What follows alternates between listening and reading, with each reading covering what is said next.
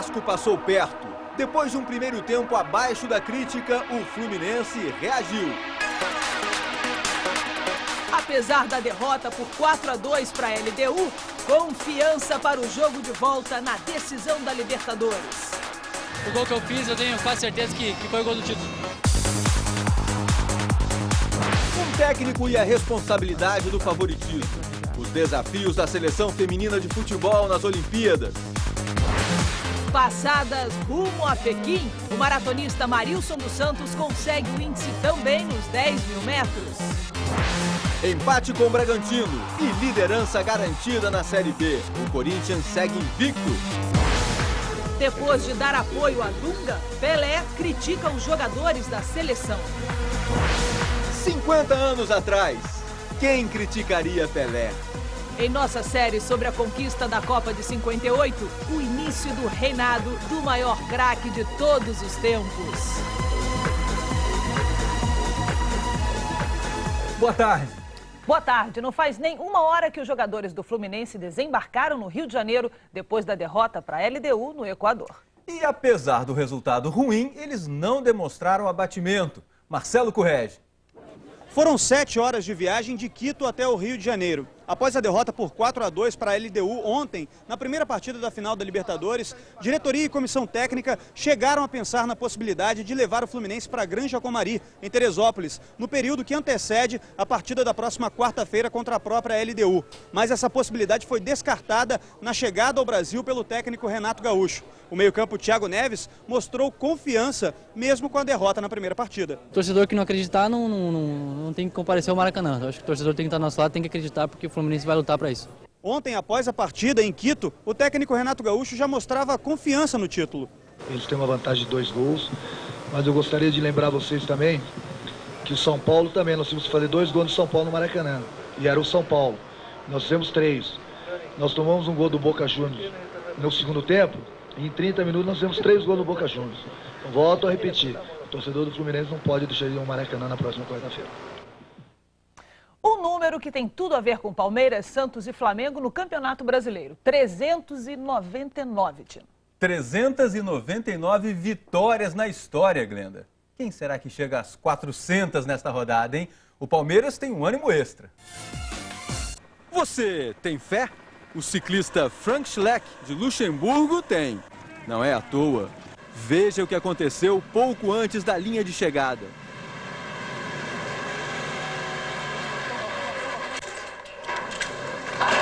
Um acidente assustador. Schleck perdeu o controle da bicicleta a 60 km por hora e caiu no meio da mata. A batida aconteceu depois de 185 quilômetros de prova, apenas 5.000 metros do fim. Alguns segundos depois, ele voltou à pista, com pequenos cortes. Por isso, um beijo tão agradecido à medalha de São Cristóvão, dada de presente pela mãe dele. Para Schleck, um anjo da guarda. Bom, pedimos desculpas, daqui a pouquinho então a gente vai ver a reportagem sobre o Palmeiras. A Alemanha é a primeira finalista da Eurocopa. Na semifinal em Basileia, na Suíça, venceu a Turquia por 3-2. Os alemães enfrentam na decisão o vencedor do confronto entre Rússia e Espanha. O mago entra no desafio do esporte espetacular. Valdívia tenta acertar o travessão. Será que o chileno é bom de pontaria? Debaixo do viaduto do Chá, grande decisão da Liga Brasileira de Basquete de Rua. A história da menina de 18 anos, orgulho do Piauí, que pode ser a primeira brasileira a ganhar uma medalha olímpica no judô. E no último dia do Troféu Brasil, Malren, Fabiana, Jadel e outros ídolos ao vivo da pista do Ibirapuera. O esporte espetacular começa logo depois do Auto Esporte. A gente se vê, até lá.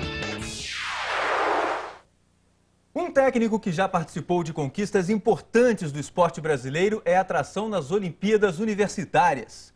Miguel Ângelo da Luz, invicto com a Universidade Castelo Branco no torneio de basquete. Na beira da quadra, há um treinador que abraça a causa. Eu acredito no esporte universitário, eu acredito no esporte escolar. Em quadra, há um time que abraça o treinador. Ele é bom em tudo. Os elogios rasgados não soam como demagogia, como discurso para agradar o chefe. Miguel Ângelo da Luz tem o nome escrito na história do basquete brasileiro.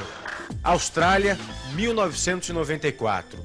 Aos 35 anos, Miguel comandou estrelas como Paula, Hortência e Janete na conquista do único título mundial da seleção feminina de basquete. A prata nos Jogos de Atlanta, 2 anos depois, coroou aquela geração de ouro. Hoje, aos 49 anos, Miguel Ângelo quer novos desafios. As pessoas do basquete me cobram isso porque eu não estou trabalhando, mas quem sabe, agora na próxima temporada eu recebo um convite, ou dentro do basquete ou dentro do esporte. Série especial, um rei de 17 anos. O surgimento do maior de todos na Copa de 58. Competência e sorte. Como o goleiro Fernando Henrique evitou o pior na derrota do Fluminense para a LDU.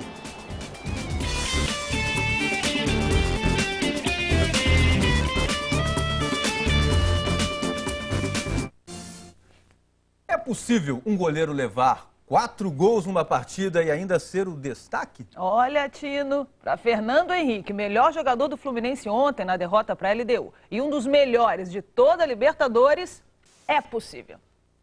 No voo de volta, ninguém chegou a perder o sono com a derrota em Quito. Só não dá para dizer que tiveram bons sonhos. Voltar para casa com uma desvantagem de 2 gols na final da Libertadores não estava nos planos de voo do tricolor. Mas pensando bem, a aterrissagem esta manhã poderia ter sido ainda mais turbulenta. Na estreia da Libertadores, há 4 meses, mesmo adversário, mesmo estádio. E Fernando Henrique fechou o gol no 0-0. Desta vez, viveu uma noite curiosa. Uma defesa que não tinha levado mais de 2 em nenhum jogo, a enxurrada doeu. Mas ainda assim, o goleiro apareceu com 6 defesas difíceis. Numa delas, Guerron pegou o rebote e não perdoou. Eu preferia ter jogado mal e o nosso time vencido. Mas felizmente foram gols que a gente não podia evitar, mas o que a gente pôde fazer, a gente tentou. Nos últimos minutos, a defesa no chute de Urrutia, com reflexo e sorte, não foi apenas a mais difícil, pode ter sido o sinal de que nada está perdido. Quem não tiver confiante, nem apareça no Maracanã. Quem comprou ingresso já dá o ingresso para alguém, que a gente precisa de pensamento positivo. E quem pensa positivo, se Deus quiser, vamos curtir tudo. Ainda nessa edição, Renato Ribeiro conta o incrível roteiro da decisão da Libertadores. Apagão tricolor no início e o reencontro com a esperança depois. Medalha de prata em Atenas há 4 anos. Vice-campeã mundial no ano passado. A seleção feminina de futebol será uma das favoritas em Pequim e já está convocada pelo técnico. Jorge Barcelos é um homem tranquilo, pelo menos até as Olimpíadas começarem. O planejamento da seleção feminina de futebol está pronto. Nessa quarta-feira, o técnico convocou 23 jogadoras. 3 vão ser cortadas depois da primeira etapa de treinos na América do Norte. A partir dessa semana que vem, a gente já está partindo aí para a primeira fase de preparação. Vai ser no Canadá, né? Vamos começar lá um jogo dia 9. Depois no jogo dia 13 em Denver e San Diego no dia 16.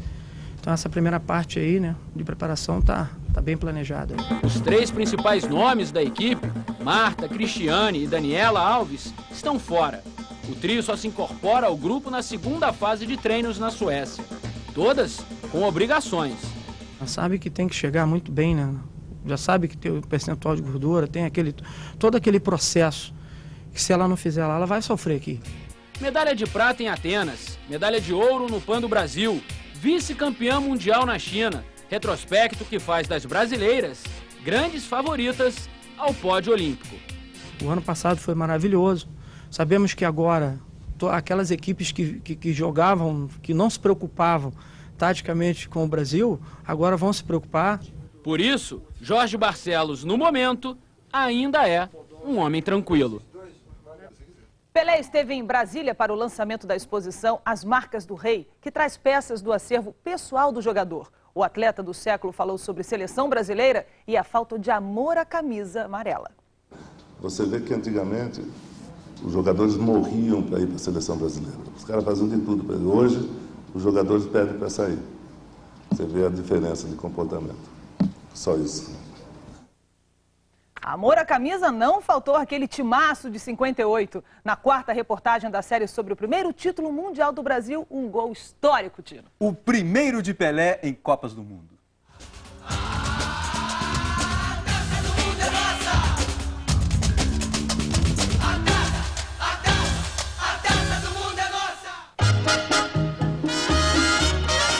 A estrela na calçada não deixa dúvidas. Aqui, Pelé nasceu para o mundo. Nesse estádio em Gotemburgo, o futebol deu boas-vindas a um novo rei. E ele chegou à Europa ainda príncipe, quase uma imposição do então presidente da CBD. Pelé, na época, tinha 17 anos. E eu mandei chamá-lo. Foi um fenômeno, foi convocado, foi criticado violentamente na época pela imprensa que eu ia botar um menino para ser sacrificado.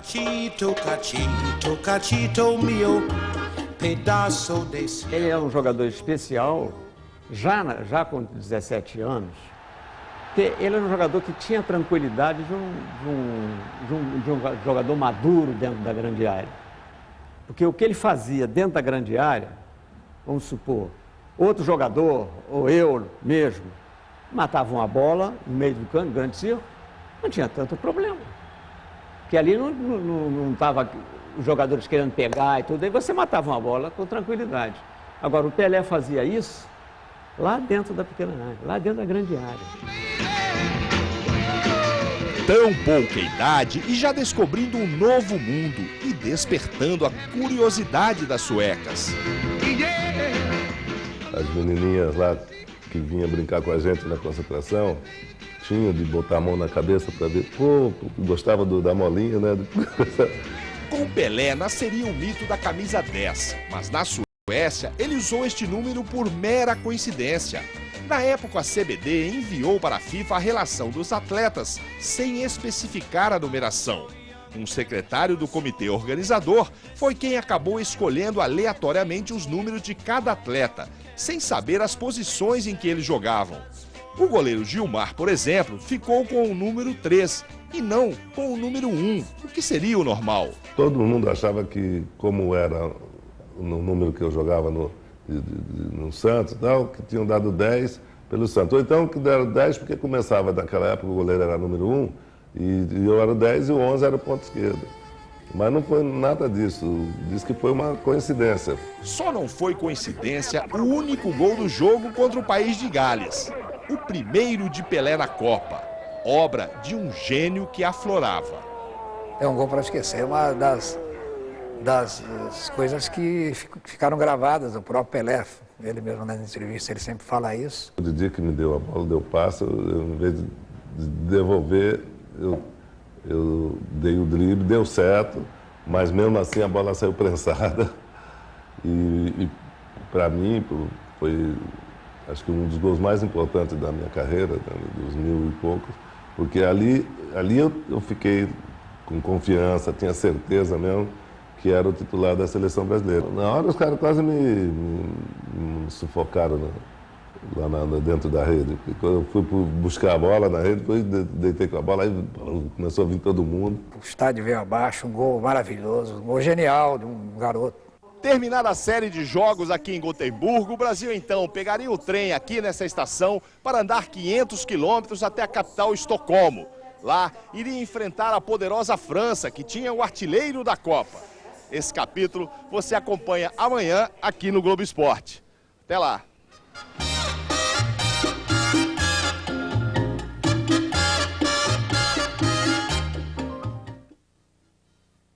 Um primeiro tempo para esquecer, um segundo tempo para recuperar a esperança. A seguir os detalhes da decisão da Libertadores. Festa equatoriana nas alturas. A vitória da LDU, um jogo de alta intensidade e 6 gols. Força total. No Troféu Brasil, a luta dos atletas pelas palavrinhas mágicas. Índice olímpico. 2 empates seguidos, mas o Corinthians segue na liderança da Série B.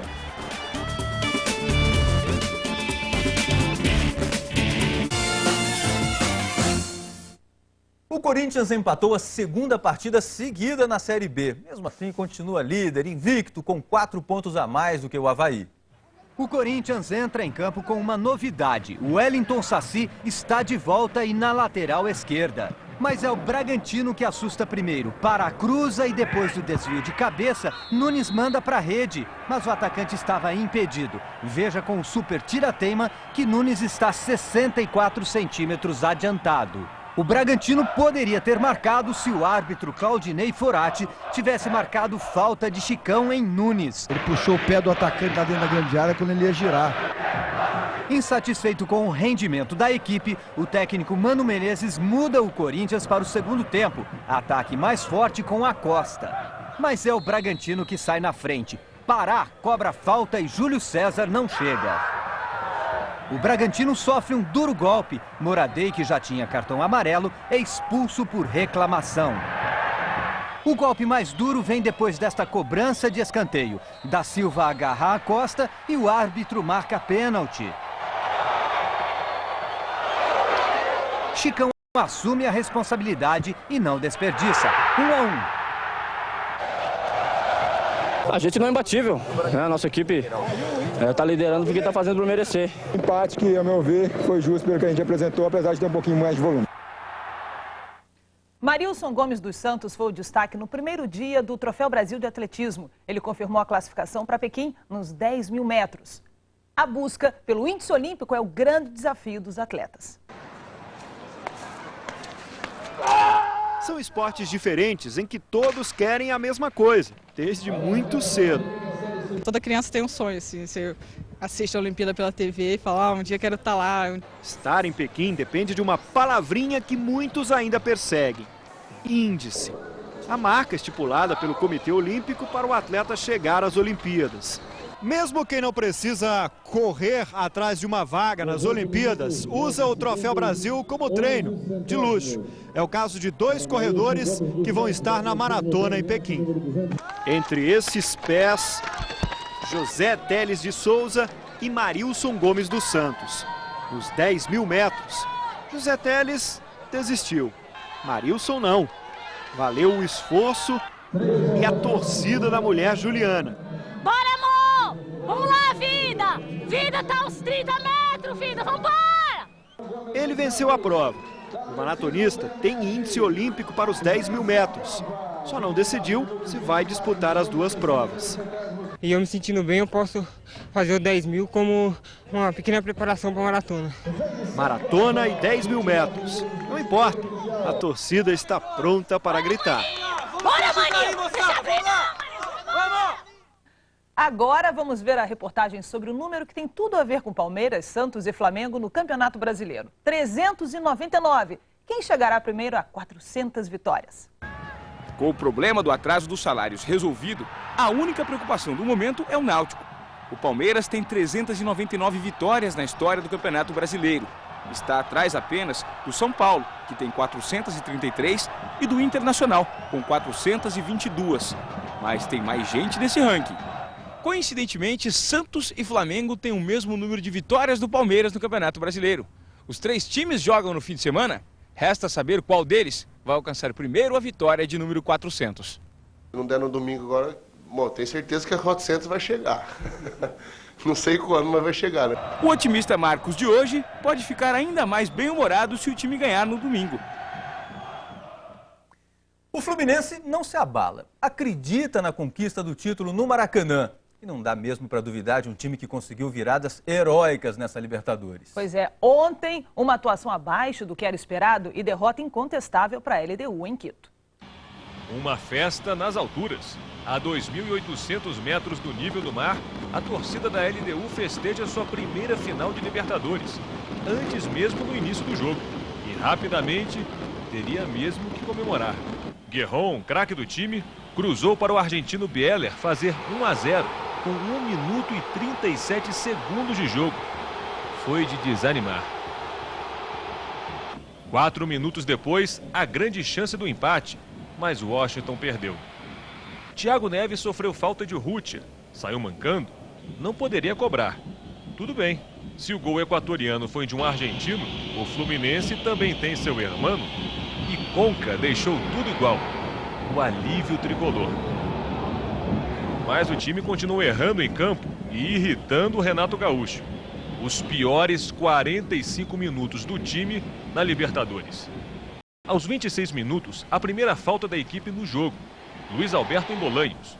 Pois exatamente depois dessa cobrança, a bola sobrou para Bieler, que tentou. Fernando Henrique fez ótima defesa, que não adiantou nada. Guerron desempatou. Aliás, Guerron foi o tormento para Júnior César e para a zaga tricolor. Em todo o primeiro tempo, foram 7 jogadas pelo lado direito, 6 com ele. Mas havia outro perigo, a bola aérea. Depois do escanteio, o zagueiro Campos subiu para fazer 3-1.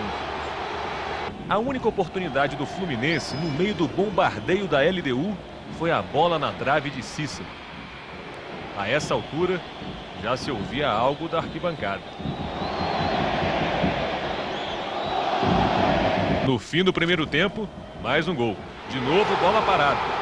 Washington ainda desviou antes de Urrutia marcar. 4-1. Parecia que a Libertadores estava terminando para o Fluminense. Somos 4 gols por falha nossa. Tem que ter vergonha na cara. Renato não substituiu ninguém. A mudança veio na postura do time. E deu certo. Thiago Neves diminuiu. 4-2. Um gol que pode ser fundamental na próxima semana. O gol que eu fiz, eu tenho quase certeza que foi o gol do título.